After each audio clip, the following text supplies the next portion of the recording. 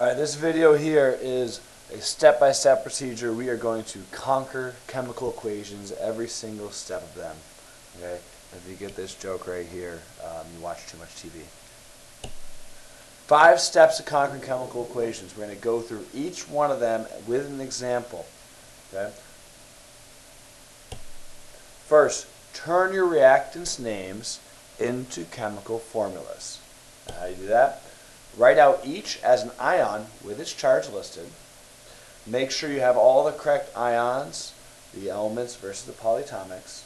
Use the charges to balance any compounds. And if an element is by itself, list it without charge, but put a little 2 in front of it if it's diatomic. Remember your Brinkelhoff. So let's do an example. Sodium phosphate is added to magnesium chloride. First thing I want to do is write out the ions. Na plus, PO4 3 minus, plus Mg2 plus, Cl minus. Those are the ions for each one of those. Remember, look here, a phosphate is a polyatomic. It's not phosphide. 2 ways that I can balance these charges. Okay, I can get used to the cross method here as we have with sodium and phosphates, right? So that's the way I can do it.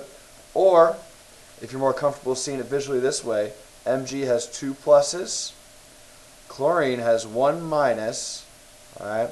So I've got 1 chlorine here to balance out this plus, I've got to add another chlorine here to balance out that plus, and if you look in this box, I have 1 magnesium and 2 chloride ions, so my equation should be MgCl2.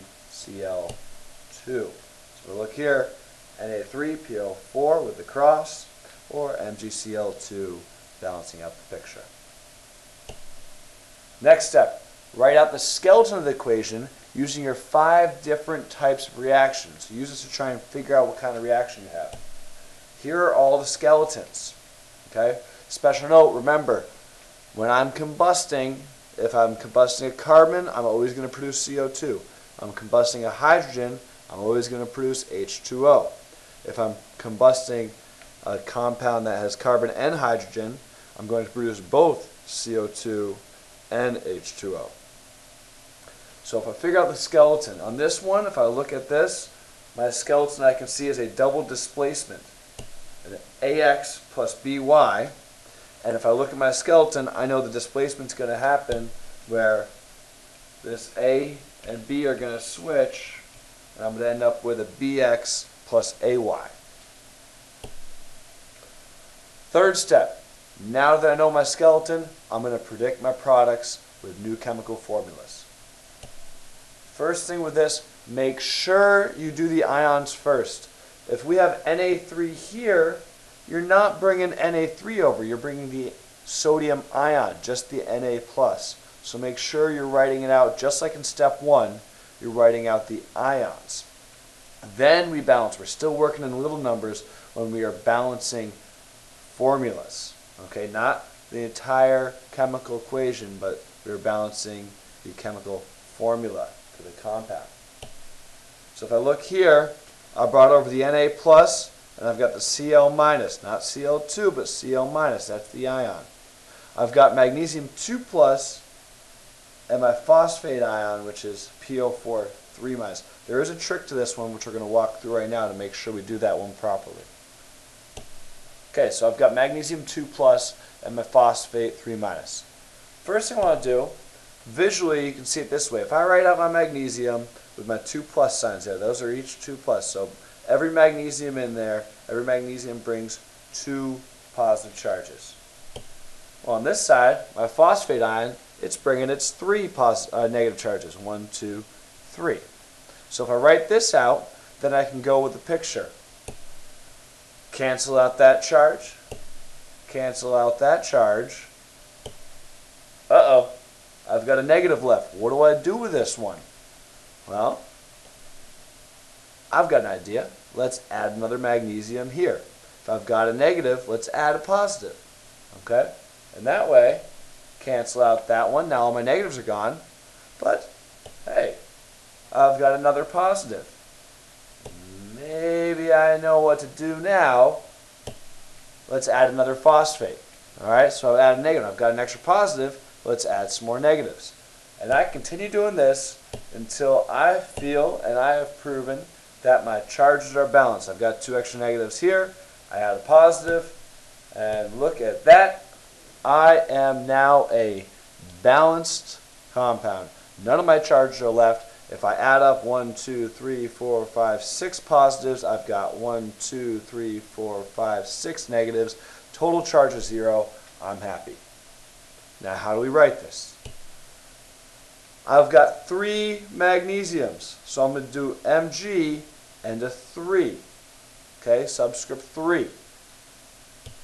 I have 2 PO4s, so the first thing I want to write is PO4. Then I put a parentheses around that PO4, and I put a 2 on the outside. So if you see, this means there's 2 PO4s. If I were to write it like this, well, that wouldn't make any sense. That would mean 42 O's. If I were to possibly multiply it, so that's not right. Some people might want to do this, that 2 times 4. Well, that means one phosphide ion, 8 oxygen ions. That's not going to work. All right, and then I can't carry that 2, and this actually is incorrect as well. Okay, so we want none of that. We want the phosphate ion with the parentheses and a 2 on the outside. Written just like that, nice and balanced. Okay, so let's bring that back in. We've got our NaCl balanced 1 to 1, and then our magnesium phosphate Mg3 PO4 2. Fourth step, balance the chemical equation using our coefficients. Now we're going to use the big numbers in front of the formulas. Okay, we're going through the whole equation. Remember, if I've got a 2 on the outside, that gets carried through. So 2 here means there's actually 4 H's and 2 oxygens. If I've got a 3 on the outside here, that means 3 berylliums, and then this 3 can multiply by this 2 and actually give me 6 nitrates. When I'm balancing, keep polyatomics together if I can on the left and right, and then try and save your diatomics, your hydrogens, your oxygens till last if you can. That'll help you out. First, set up your grid. Write every compound that's in the equation, both on the left and the right, in your grid. Then number them. Okay, over here I've got 3 sodium, so I put a 3 here. I've only got 1 PO4, 1 phosphate, so I only put 1 there. Then I look at what's not balanced. I've got an unbalanced sodium, I've got unbalanced phosphate, unbalanced magnesium. Really no right or incorrect way to start on this one. So let's just start at the top. Let's do our sodiums. If I put a 3 here, that'll give me 3 sodiums, and then it'll also give me 3 chlorides. All right, and that will help me balance out my sodiums here. Okay, that's that 3 there, the coefficient that carried it through. Now let's go ahead and go to phosphate. I've got 2 on the right, let's go on the left. If I put a 2 right here, that'll give me 2 phosphates. Uh-oh, that also gives me 2 sodiums, but I've already got 3, so that big 2 multiplies these 3 sodiums by 2, and I go from 3 to 6. Well, that's okay. I can always come back and change. All right? So now I get rid of my 3. Instead of having that here, I put a 6 in front. And that'll give me 6 sodiums. But then I also got to make sure that I've got 6 chlorines as well. Okay. Sodium's balanced, phosphate's balanced, magnesium's not so much, chlorines not so much. Let's go to our magnesium. If I put a 3 here, I get to multiply this magnesium by 3. Look at that, nice and balanced. NO, it worked out pretty nicely because this 3 times 2 chlorine, nice and balanced there as well. Okay, so balancing is the big numbers. It's the coefficients. Make sure you carry it all the way through. This is different from balancing the formulas. This is balancing the equation.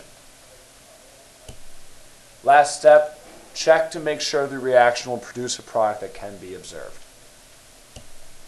Single displacements, we're using the activity series. Double displacements, using the solubility rules, and then you include the states of matter. This here, as we saw before, is a double displacement. So let's go to the solubility rules. But first, to remind you, activity series here, double displacement, solubility rules here. Let's use the solubility ones as our example. Okay, so let's start with sodium chloride. All right, I find the chloride ion up here. I look at my chart. Chloride is soluble. I want to double check my exceptions.